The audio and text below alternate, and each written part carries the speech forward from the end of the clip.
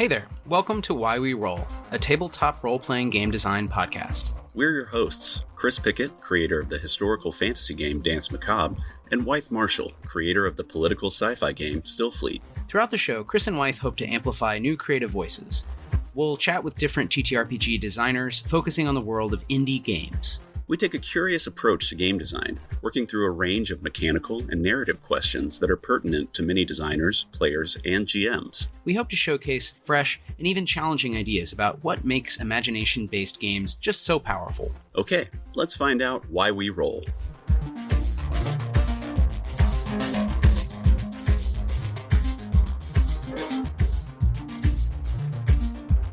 And we're live. Oh, hello, welcome back. Hey, thanks for having me. What's up, Chris? How's it going? I'm good. I'm doing well. How are you, Wythe? I'm all right. Yeah, it's a stormy day here in New York. I know it just started too, right before we went live here. Yeah, hopefully folks can still hear us. We don't cut out, all that good stuff. Yeah, we'll see. I mean, if you get a little thunder in the background, it's just that metal. Right? Yeah, it's metal. Yeah. Well, the game we'll be talking about, seems pretty appropriate. Maybe, Chris, do you want to intro what are we talking about? What are we doing here today? What is this show? Yeah, sure. So today we are talking about Danse Macabre, which is a game that I am currently working on. It's a work in progress, but it's a dark fantasy, medieval horror, tabletop role-playing game for one player and one GM. Currently a work in progress, but the playtest version 1.0 was just dropped on itch.io last night. Congrats on that, by the way. Thanks.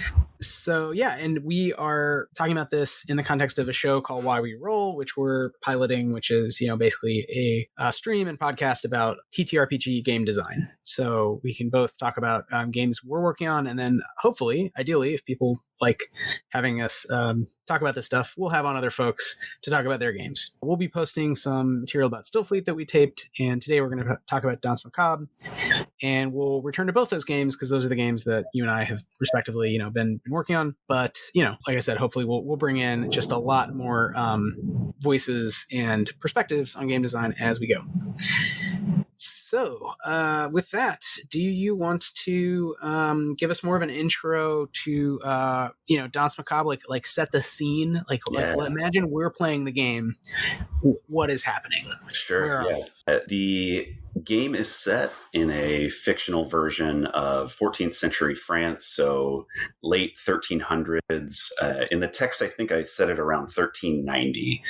And for about 30 or so years now, by anybody's best reckoning, death has abandoned the world. And basically what that kind of amounts to in terms of the gameplay and in terms of the setting is that whenever anybody dies, whether it's of illness, age, violence, what have you, they are resurrected within a few hours to a few days, depending on the individual. And every time a person or an animal is resurrected in this way, they're reborn in this way, they come back with a strange physical or psychic mutation, which are referred to as corruptions. Yeah, basically it's blending things like the Einstein intersection or mutant crawl classics or gamma world, that kind of idea of mutation being everywhere and kind of omnipresent and common, but mixing that with a kind of historical fantasy setting that also, it's got some Souls-like elements to it, obviously, and is, it's meant to be kind of an intimate conversation between the player and the GM. Again, there's one player, one GM, about death and dying. And ultimately, the player character, they play this role called the last supplicant. They've been called upon either by local clergy, by their village, by a vision that they've experienced. It's kind of up to the player to decide the starting point from there. But they've been called upon to break the cycle of death and rebirth and corruption that is plaguing the world at this point. They can do so by finding fun MacGuffin items that are called memento mori. The flavor text around that is very loose. It's meant to be up to the player or the GM, which is called the warden's interpretation. It can be a reliquary, it can be a weapon, it can be a chalice like the Grail, it can be any kind of item that you want, depending on how you're playing the game. But yeah, it kind of harkens back to Arthurian quests, the whole Grail cycle and all of that stuff, while also having this kind of like darker, more modern spin on it. But yeah, it's like I said, 14th century France. The kingdom isn't even a kingdom anymore. It's been shattered into various kind of warring states of petty kings and warlords. There's a lot of religious strife happening at the same time. Historically around that time, the papacy had split from Italy, and there was a pope in Avignon in the south of France. And so they're a faction that still holds a lot of sway in the south, but then more in the north towards the English Channel, towards Burgundy and all of that stuff.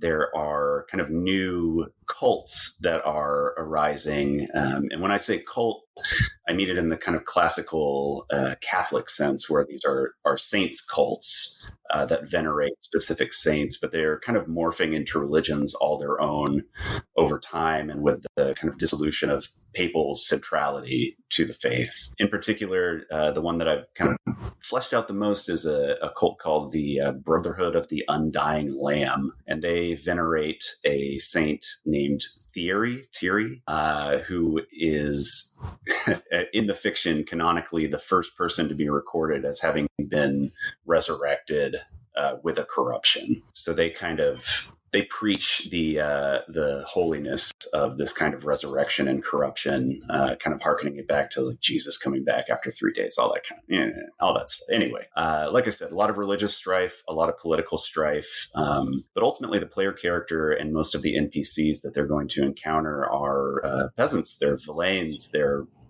working class people with this kind of backdrop of higher political and religious drama that they're set up against. Yeah, that's awesome. I mean, there's so many great nods in this game setup that it's one of those things where in retrospect, it's like, why haven't I played this exact version of, the classic fantasy game? And I think it's in part because a lot of game designers, unlike some OG designers really into this stuff, but a lot of people don't know the history and are not, which is not necessarily a problem, if you're not writing games about pretend fantasy, late medieval or early modern Europe. But if you are writing about that time and place, you might look into, everything from what led to, capitalism and colonialism, but also the religious culture, right? And ideas about death and dying in bodies. And so I think that the fact you know a lot about the time period comes out in the text, even in this playtest form, right? It's really fun to read. It's very well written, and you bring in a lot of the religious terminology. Even though it's very clear this is a MacGuffin event, right? It reminds me. For some reason, I just keep thinking of The Walking Dead, and it's almost, I was like, it's a reverse Walking Dead, but it's sort of like everyone's becoming a zombie, and there's just no final death, and so there's a real sense of hell on earth. To thinking also of a recent cultural artifact in our world, the big podcast by the Chapo guys about the religious wars that will happen 100 years from your game, and sort of kick off hyper kick off aspects of early capitalism haven't happened yet, but there is this sense of the old world is dying, Catholicism is broken apart, the kingdoms are broken apart, that we're sort of the champions of Catholicism, and so you've given a nice TTRPG spin on it, where all right, you're playing like a mutant zombie in this setting, and it's a great mechanicalization of that draws on some of the best stuff from the OSR. So Why France? Why France in 1390? Like, were you interested in other places and times, or is there something about specific aspects of history that drew you to like, all right, you are in, the French countryside in 1390? And maybe this is just reflecting on like some of the games I've created that are very specific to like, you are in a specific time and place. It's not generic sci-fi or generic fantasy. So Yeah. I'm just, I'm curious, how did history inform that, or was there some other reason you wanted to kind of pick that I think, place? history, both history and mythological cycles have informed that for me. Because again, like a lot of this has been informed by Grail cycles, all that kind of stuff. And even though, Arthur and Camelot, all of that they have their origins in English mythology and arguably in British history, they were made most famous by French troubadours and French authors who used, these tales of romance, of courtly intrigue, all that stuff, in order to kind of solidify the political structure of France itself. So there's, when you're thinking about the Grail cycle, when you're thinking about these kind of sets of mythologies, there's already this very deep French leaning to it anyway. And then another reason is, I think a lot of what we would consider like in the Dragon game or a lot of other typical fantasy settings, they do take a lot from French medieval culture specifically. You see English for sure. I think Robin Hood and things like that have had a big influence, but we don't see a lot of I guess what I would consider Western fantasy that concerns itself too much with like, Spain or even Sweden or like places like the Netherlands, things like that. You do see a lot of German influence for sure. I think Warhammer Fantasy pulls a lot from that. Morkborg certainly pulls a lot from German and Norwegian or Scandinavian influence, things like that. But those are kind of like these one-off universes. Honestly, too, a big part of it is just my own interest in that time and place. I think it's interesting.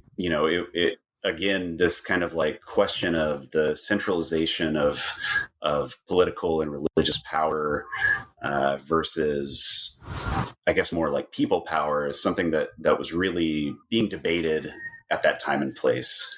That's when you start to see, especially after the plague, after the pestilence, you start to see these mass peasant uprisings in cities. And you get that in other places in Europe for sure, but like, Paris and Orleans and all these other larger cities like Rouen in France, they have these massive peasant uprisings. And I think that that's a really interesting, again, just an interesting backdrop to have in the game.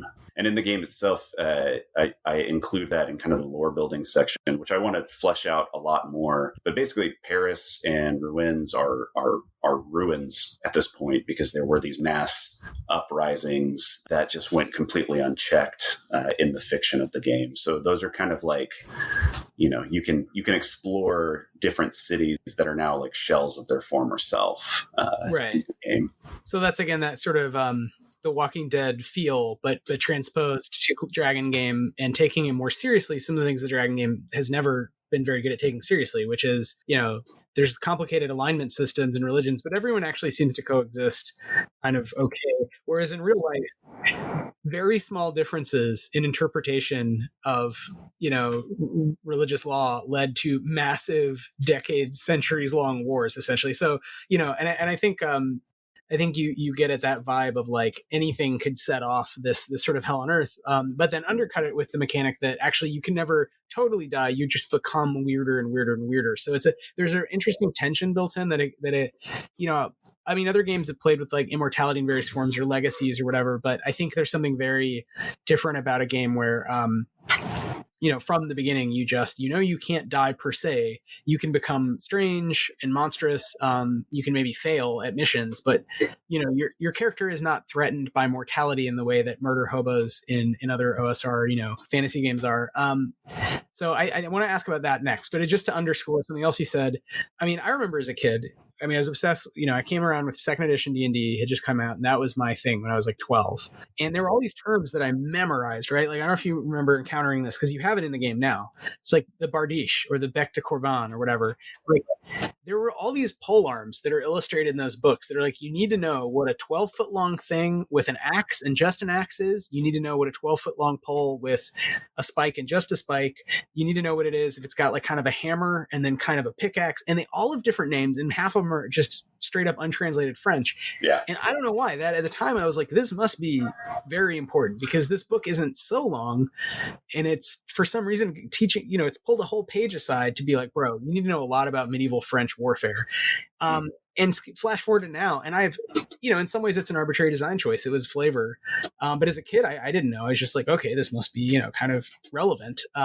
So it's interesting that you said, the genetics of the game, as you say, they're Arthurian, and the Arthurian cycles really do come out of France, not England. So that we think of them as like an English story, but it was French troubadours or whatever in this moment of change, kind of, taking the medieval world and then turning it into a story that was received later. You know what I mean? Right. It was like hundreds of years being kind of collapsed into like a bunch of pop songs. Yeah. For some reason, we now know a lot about 12-foot long poles with axes on them. And that's one of the things that like survives, right? Lots of other aspects of medieval culture are probably gone, like many, any time and place, it's just, I don't know. But we know about those pole arms.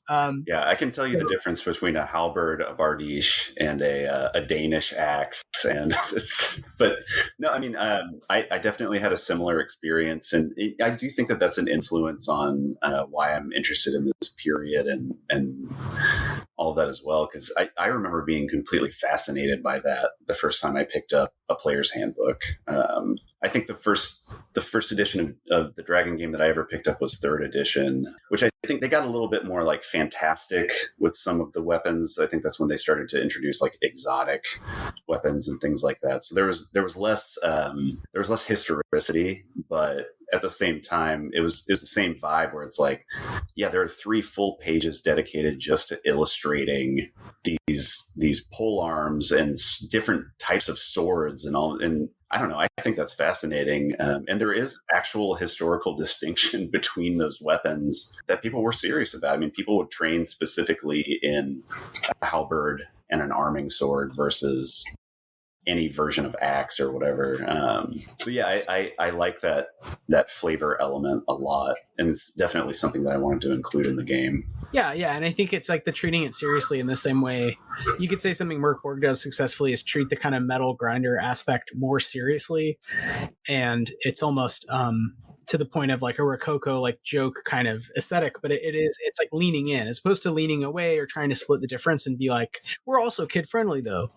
It's like, no, fuck that. Like these games are about, escapist kind of cathartic combat, ritualized combat against monsters to, in many cases, feudally attempt to save unthankful peasants or whatever. Your game's doing something different, but it's kind of leaning into something else. It's like, all right, let's lean into the historicism, but with what I mentioned, that the next thing I think we should discuss is that mechanic. So if you don't die, do you want to talk about false death? Like what happens when your character doesn't die in this grim scenario? And what is that kind of meant to achieve for you as a game designer? So I'm curious so maybe sort of 2 things. One is, can you tell us like how it works? And the second is, why? Like what led you to that? Or how do you think that gives the player a different experience than another sort of similar historical or fantasy game? Yeah, for sure. I think a part of it is in game design, I think we've talked a little bit before, but like I love high lethality games. That's something that I really love about the OSR and about BX, D&D, and first edition, all of that stuff. It doesn't pander to the players in terms of the lethality of the game. Your actions have serious consequences for your character. You have to think about the abilities or the attributes or the skills, whatever the system is, set up around for the character in order to succeed at what you're doing. And that's just, I don't know, that's something that I've always really enjoyed. It kind of tickles my brain, and I think it reinforces some of the role play aspects that I really appreciate, where it's like I actually have to think about not just the mental state and the personality of my character, but also their physical limitations as well, and their capabilities. Yeah, I mean, I love playing those games. I love running those games.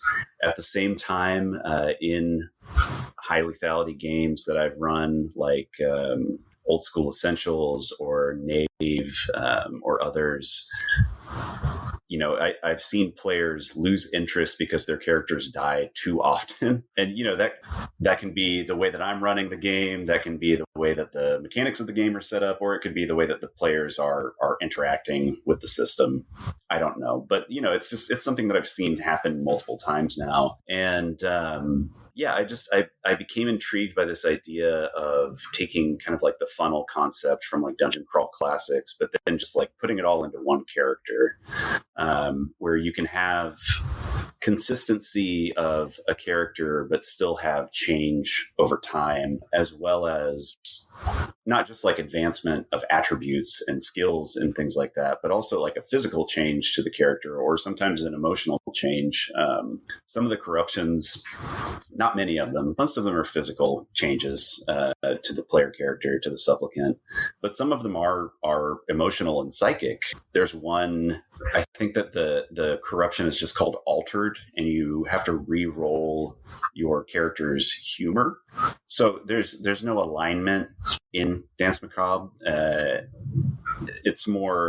It's going off the system of the four humors, which was still popular at that time in terms of medical history. So you can be sanguine, you can be choleric, you can be bilious, things like that. And that kind of determines like the baseline of your personality. But the text for that corruption is your personality and being have changed and it haunts you. Reroll your humor, things like that. So I don't know. I like the idea of blending the ability to hold on to one character with a high lethality game, something that has really fast, really brutal combat that maybe makes people even shy away from getting into combat situations if they can avoid it. But then, also still kind of rewarding people for failure at the same time. Yeah. Right, or having a change mechanic, kind of like History and Powered by the Apocalypse games, where you're not necessarily getting better, but you're like changing stuff because you're aging and gaining experience and dealing with new traumas. But here, there's that, as you said, it's physicalized, so it's kind of also the pathetic fallacy, which was very, very common in Western art up until, I guess realism, right? I mean, it's sort of the inside being made visible, so that people who are, more comely or whatever are also meant to be better souls, and vice versa. And in this game, everyone is slowly becoming a mutant zombie. So presumably it's kind of this leveling apocalypse effect. But yeah, the actual mechanic, right, of false death, when you die, you roll on the D666 corruption table, you gain a corruption. How does it work over time? So let's say that happens a couple times. I get, my mood goes from phlegmatic to melancholic. I get some weird, I'm looking like I have a mouth on the back of one of my hands. That's awesome. I get webbed digits, a bunch of eyes. Okay. What happens over time? How does it, like, and as a narrative structure, where does it tend toward, or what's the end point? Or is there one? There is an end point. So I would say that traditional concepts of mortality are not a threat for sure. However, there is the mechanic where if you gain more corruption, so basically if you die a certain number of times that exceeds your maximum insight score. And in this game, insight is basically a combination of both your intellect and your awareness. But if you have an insight of 5, probably pretty average score that most people would have in the game, and you die 6 times and gain 6 corruptions, you don't die. You continue living, like you said, as a mutant zombie kind of character. But the story ends. Your character has basically lost their mind. They succumb to madness. And narratively, the idea is that, the corruption that's happening to you isn't just physical, it's also happening on a psychological or spiritual level. I think the way I've written is it corrupts both body and soul. So at a certain point, while you can't physically die, you can lose your character after a certain number of deaths, kind of depending on your attributes at that point in the game. So yeah, mortality is not necessarily the threat, but madness and just becoming a wandering monster in the world, kind of becoming another NPC, if you will. That's the threat.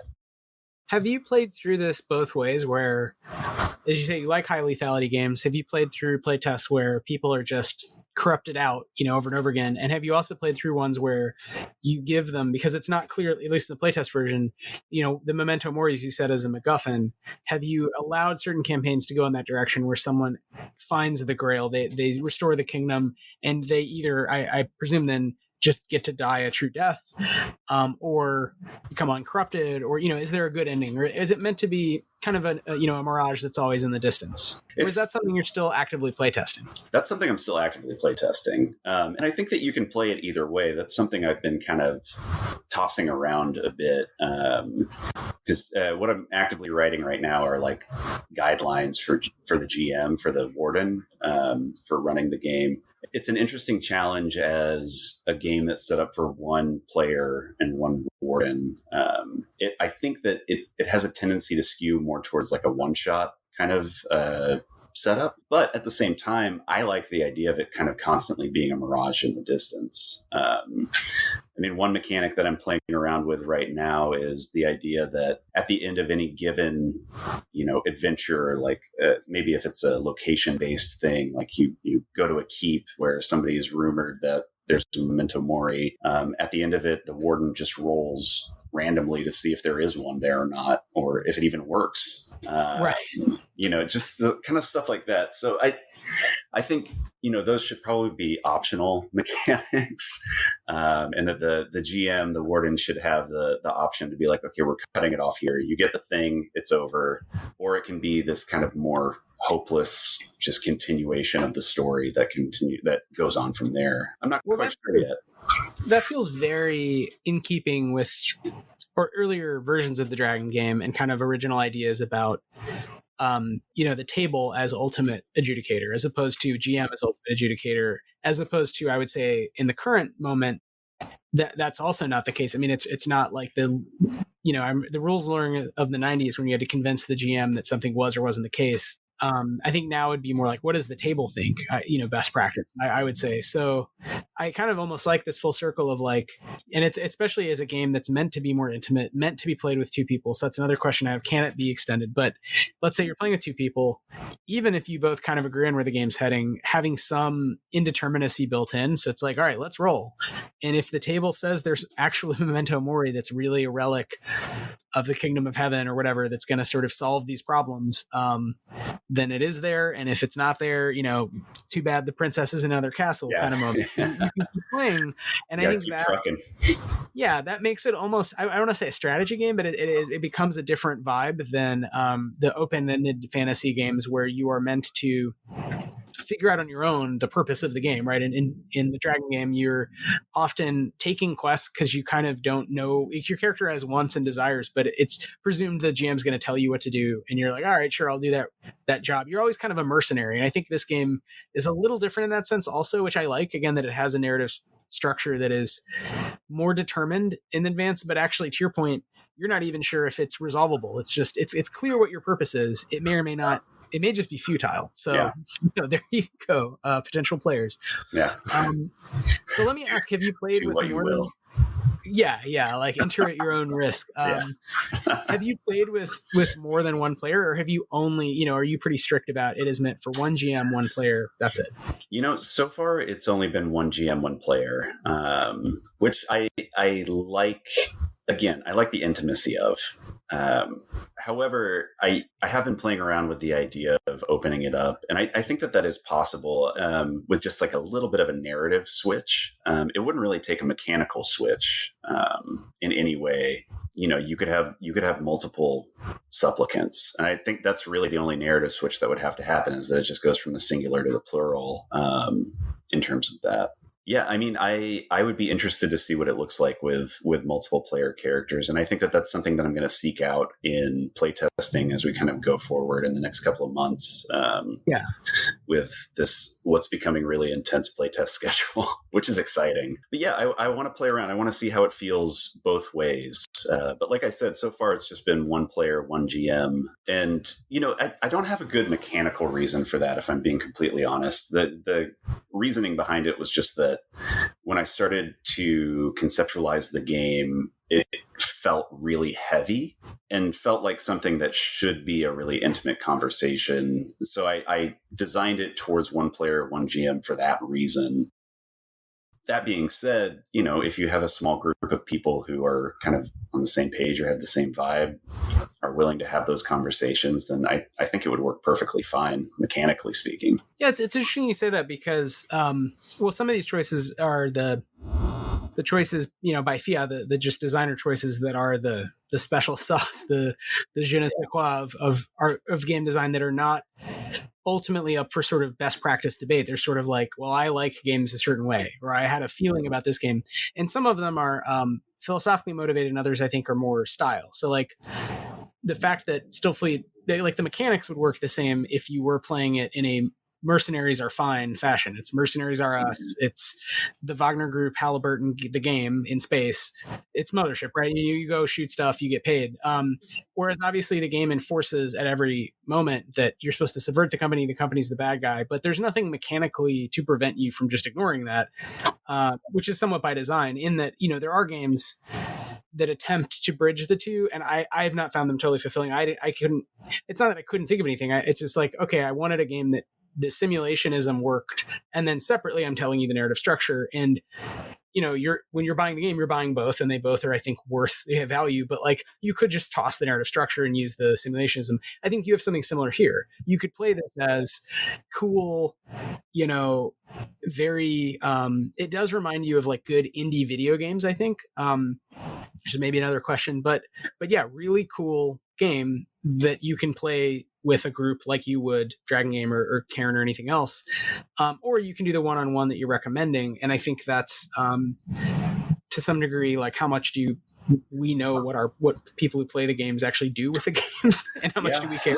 Yeah, I mean, I think that's a good point. Both of those are a good point. It's like, what control do I have over how the people that play it are going to play it, and does it really matter at the end of the day? It reminds me a lot of Iron Sworn. I don't know if you ever played that. I think it came out in like 2019. I played it in 2020, but it's an interesting structure because using the same mechanics throughout, you can play it completely solo as kind of a journaling game if you're into that. You can play it cooperatively without a GM, but having multiple player characters, or you can play it with a GM. And yeah, the author Sean Tompkin, he makes it very clear that like he doesn't care how you play the game. At the end of the day, the setting is the same, the mechanics are the same. You can kind of do what you want to or what you will with it. Which I think that's a good approach. I think it's a solid approach, and I think that Stillfleet does that as well. Where it's like, this is the world, this is the setting, this is your starting point, which we talked about a little bit last time. Take it from there. That's up to you. But you at least have these like very strong kind of narrative jump off points that I think really help the player characters situate themselves in the universe that you've built out. Yeah, and that's similar. Like when I was, lauding your historical eye, it's like some of that specificity. It's similar to, I guess, the narrative structure. You could discard it, and you could say, "I'm going to use these rules, but it's in a fantasy kingdom," or "I'm going to use these rules, but it's just over in it's the Horn of Africa." It wouldn't change the rules really at all. You might not refer to things by as in Western European terms, or you might, and just you're imagining something different. But like say, yeah, we don't have control over that, and for many of us, like that's not the thing we care the most about. And I think for many readers and players, it's like they're kind of going to try out whatever you give them, and not necessarily because they're loyal to you. They may not know who you are or remember your name, but like in a way, it's like they're getting a product, right? And they want to test, kick the tires a bit. So I think that is also an interesting design choice of like how much, I know that was a big discussion with Stillfleet, and I imagine it'll be for the full version of Danse Macabre. How much do you give them, and how much of that you move to kind of supplemental material? So we have all kinds of other ideas, like even with the narrative structure stuff, actually, we have GM-less gaming, but it's not something something we emphasized. So the core book was more traditionally like GM group of players, but we've done it, by distributing the GM functions. So we included, a feature on that, but really that's meant to be like a whole nother discussion. And I think that's just a choice about like, all right, well, we'll make those two different products and make sure that we test each rigorously and, give them their own space. So anyway, I think that's always like part of the discussion. And I think that's something we'll come back to is like how much lore, how much direction to the GM on how to do it right, and how does playtesting shape that? So, I just want to get on your playtest schedule and, just have fun really. But also maybe that'll be, another way to experience it as opposed to reading it and hearing you talk about it as like actually be the supplicant or what have you. Yeah. No, I do. That's a thing I think about a lot as well. Whenever I'm conceptualizing or designing stuff, it's like how much does lore matter to a player? I think that the Dragon game does teach us sometimes not that much, but other times I think that it's deeply important. And it just I think it depends on how you package it ultimately. Yeah, the flexibility. I mean, I'm a big specificity like nut. And so this again feels so much better. Like, not to knock, like I think so. Karen, Knave, Bastards, they're all fine OSR clone type games, but the lack of specificity means I would never, like, I would just do my own. Like, I could just make up something on the spot, and why would I need them in a way, Whereas with your game, it's giving me something very specific and different. Which then, like I said, I think that's kind of what I'm saying is like it puts it on me to make a choice to not be in your version of France with your holy mutant zombies or whatever, right? Like I would have to like break your system in a fun way, but it's not a straitjacket because it's still it's a rules like game and it's doing a lot of the tropes, right? It's using a lot of the rolling. You want to get a high number. There's combat, there's non-combat experiences. So it's kind of familiar, but it gives me a lot to work with and push against. Whereas I feel like games that don't give you anything, even D&D, it's true in the player's handbook, it doesn't, but so many people buy at least, let's say, Forgotten Realms. Or I would say, if you're going to buy something by Wizards, buy Planescape stuff, right? You get a ton of ideas, right? The Planescape books are just full of good ideas for all kinds of things that could happen in a fantastic world. So while it's true the player's handbook is like setting neutral, it sort of implies a certain setting. And then beyond that, it's like they kind of know you're going to buy. They know you like play Magic and now it's all integrated into one mega cosmos of products or whatever. But so insane. Yeah. So anyway, that would be like another, like, once you get this worked out, like, are you going to do Danse Macabre in space or, like what's like next? But I'll hold off on that. You may not be ready. That would be sick. I might take that idea from you. No, I mean, something I have thought about doing, which I think goes back to your question earlier about the regional specificity, is looking at other places at the same time with the same kind of narrative concept happening, right? So like this is the original game is taking place in France. What's happening across the channel? What does the island or what did the British Isles look like at that time? What does Spain look like? What's happening in Germany, where you have, these kind of like proto-Reformation politics already in the works, or China, right? Like China, if it's worldwide, what's happening in these other realms and how is it sort of culturally understood? I think the cultural interpretation of what's happening would be pretty fun and wildly different to explore. Because I have come at it from a very Western, Christian kind of eschatological viewpoint so far. But yeah, what would it look like in other places or anywhere in like one of the Islamic states at that time? So yeah, the idea is to have these kind of like supplemental settings books similar to D&D in that way, that kind of come out aside from the main rule set. That would be less mechanics, more flavor. Probably like, most of the mechanics would center around NPC build out and things like that.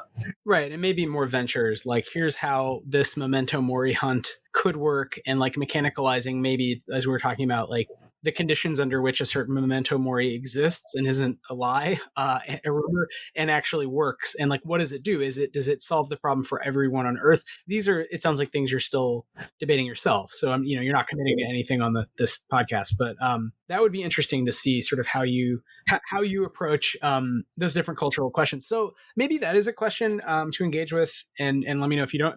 Like, is that something you thought about in terms of setting a game in yet another kind of fantasy game in Western Europe? Is that something you've thought carefully about, I assume? And do you feel like I guess I would say this the generous version, that the way I read it is the historical specificity works really in your favor, because you're saying, it's not leaning away from what life was really like. It's like, okay, this is what life was kind of like at that time, at the turn of the 14th into the 15th century kind of a thing. And that makes it sort of more interesting than a fantasy version of it that's sanitized. So why not just look at, okay, the real source material? But how would you articulate? I mean, maybe that's not even the reading you intend, but that's pretty close to the reading that I intend for, I think. Yeah, a part of it is that I don't like the kind of Disneyfied or Disneyfication of that period that does happen through a lot of fantasy. I think, you said earlier, in a lot of games, you have these kind of like very different religions and very different ideologies that exist more or less harmoniously. And it's just not very realistic. Not that realism has to be the point of any game. If that's not your bread and butter, that's fine. But it's something for me that I do like to think about. And so, yeah, I mean, a lot of it is trying to lean into the realism around class, around access to wealth and materials, just the kind of quality of life back then. Because, again, the player character, most of the NPCs that you're going to encounter are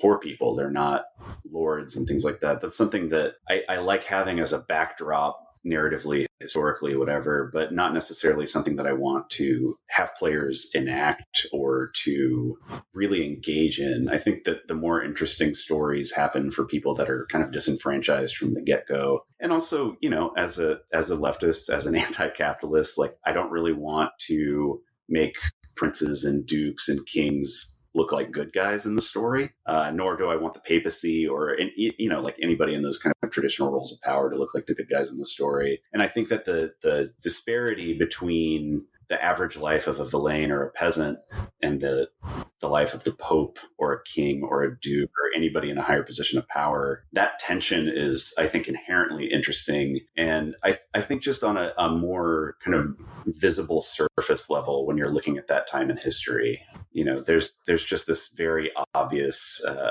disconnect between those two different classes in terms of worldview, in terms of access to goods and materials and wealth, all that kind of stuff. So that's a lot of what I wanted to lean into with the setting. One of the inspirations for Stillfleet was, okay, well, what if at some point in the history of capitalism you fought back in a more concerted fashion, and how would that come? What are the labor politics like that make that possible? But obviously not wanting to do a game necessarily about like, okay, literal chattel slavery and rebellions in that context, and trying to set it kind of closer to the lived experience of many players, where it's like, all right, well, maybe you have a job and you just don't like your job and you think your bosses are kind of jerks, but they themselves would say, well, I'm just doing my job and there's bosses above me, and so on. So it's sort of, where do you pick your battle and how do you frame it in order to surface class tensions and make those fun game things that are apparent. So I think it's interesting that you're working with kind of the Graal, cycle material, right? It's epic medieval combat, but also you're not as focused as those stories tend to be on princesses and whatnot, right? You're like, Everyone is kind of normcore. It's very unlikely you ever meet anyone who's not a farmer. Yeah. Or like basically a knight who is robbing you. Right. Most of the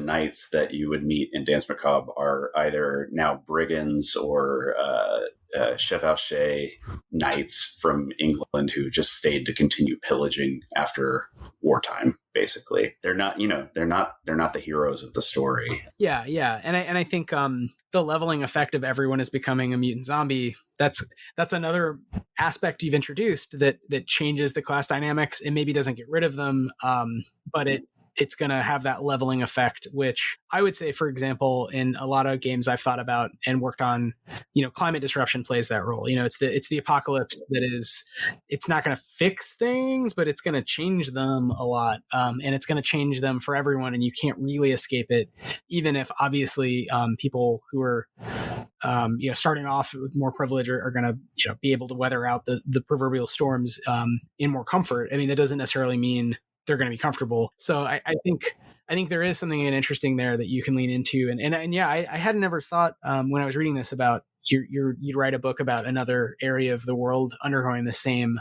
change. But I now I'm like really curious, what your thoughts are.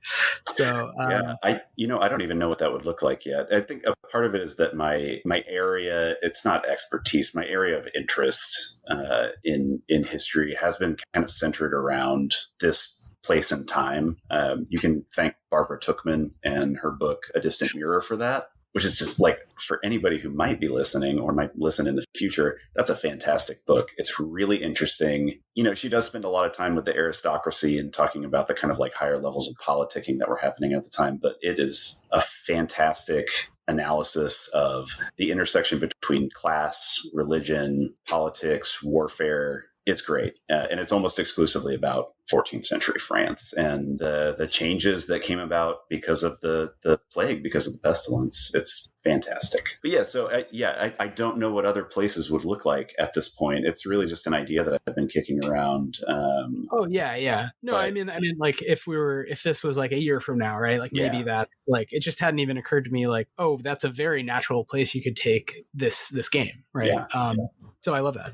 Well, how can folks, first of all, pick up the playtest version, which is really great, and I really recommend everyone do. And then how should they connect with you once they read it and they're like, that's cool, I really want to play this, and or I want to talk to you about it, and or I have ideas? Yeah, you can get the playtest version on itch through my itch page, which I believe is timespaceplace.itch.io/Danse Macabre.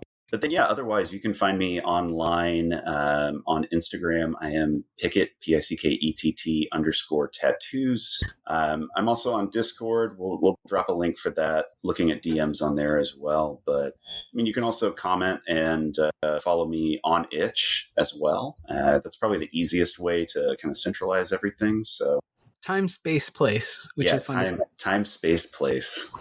Time, Space, Place. We'll have to talk more about, the anthropological idea of place, emplacement, cultural place versus space, and sort of physical space and non-places. I love it. Like airports and malls. So that's something, actually, we referenced in Stillfleet at some point, Marc Roget's work. Oh, really? Speaking of France, a few hundred years later. Well, this is great. Why We Roll right now is just a thing we're doing on streaming, but we're going to start dropping these chats in ye old podcast feed.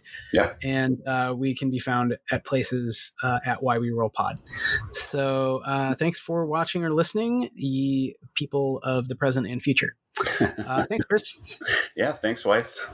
And thanks everybody for tuning in.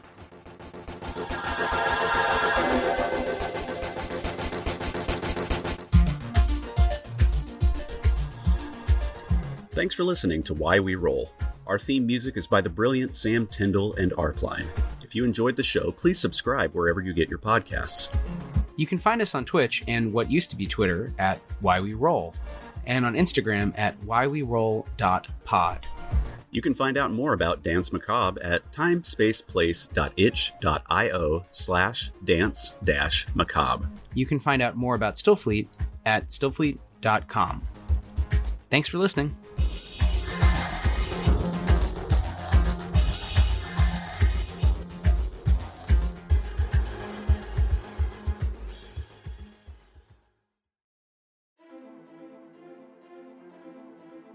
Every hero strikes out on their adventure for a different reason. To prove myself worthy of my mother's praise.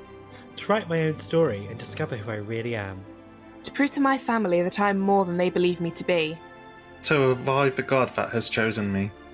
But when the fragile balance of the world is in jeopardy, and sinister forces move in the darkness, heroes will be tested, pushed to their limits and beyond. And it will be left to them to determine if they are up to the task. There is a darkness rising. Will they be able to overcome the challenges and meet this evil head on? For my god. For my story. For my freedom. For the world.